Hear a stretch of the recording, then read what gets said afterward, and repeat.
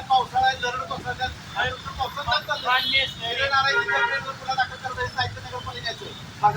जबाबदारी माझी सगळं जप्त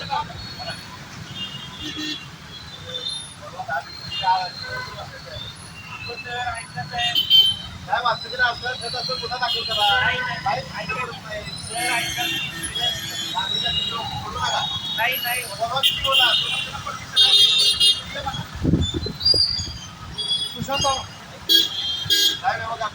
करत नाही आज पावसाचं काम चाललंय तुम्ही काय करा तुम्ही पडलं तर काय झालं काय जबाबदारी परवानगी नाही यायला आहे परवाना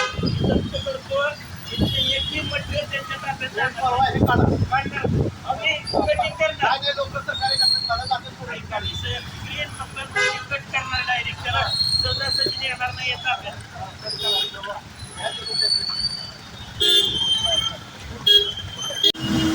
मला जरा स्ट्रॉंग हेडिंग करून द्या ब्लॅक लिस्ट करून घेतलेली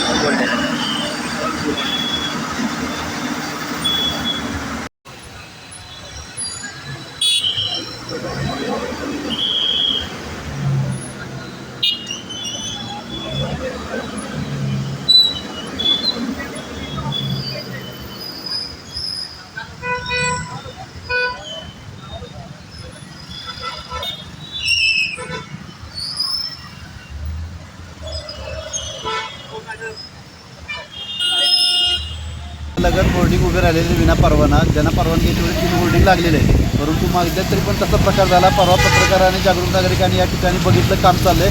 शिवनं सांगितलं मात्र काम त्या दिवशी तेवढं थांबलं परत आज त्यांनी काम सुरू केलं पाऊस आहे अतिवृष्टी आहे दरडी कोसळल्या आहेत असं असताना दिवसा इथं काम चालू होतं त्यासाठी रस्त्यात आंदोलनात बसलो स्थावर विभागाचे हिंगे साहेब या ठिकाणी फिरले नाहीत मुख्याधिकारी फिरकले नाहीत अतिक्रमण विभागाकडून निकम इथं आले त्यांनी यावरती कारवाई केलेली आहे आणि सदरचं होर्डिंग काढून घेतलेलं आहे मात्र हे सगळं जप्त करावं आणि संबंधितावर गुन्हा दाखल करावा सदरची कंपनी आहे ती ब्लॅकलिस्टेड आहे आणि अशा कंपनीला सातारनगरला काम दिलं जातं ह्याच्या मागचा नगरसेवक किंवा कोण लोकप्रतिनिधी आहे ह्याचं नाव उघड जनतेसमोर ह्या नगराध्यक्षांनी उपनगराध्यक्षांनी लवकरात लवकर करावं आणि मुख्याधिकाऱ्यांनी ह्याच्यावर कारवाई करावी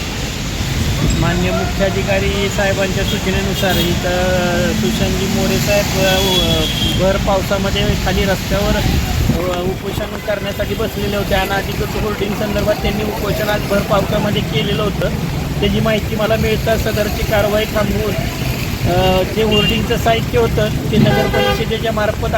जप्त करून ते नगरपालिकेकडे जमा करण्यात आलेलं आहे आणि कारवाई थांबवलेली आहे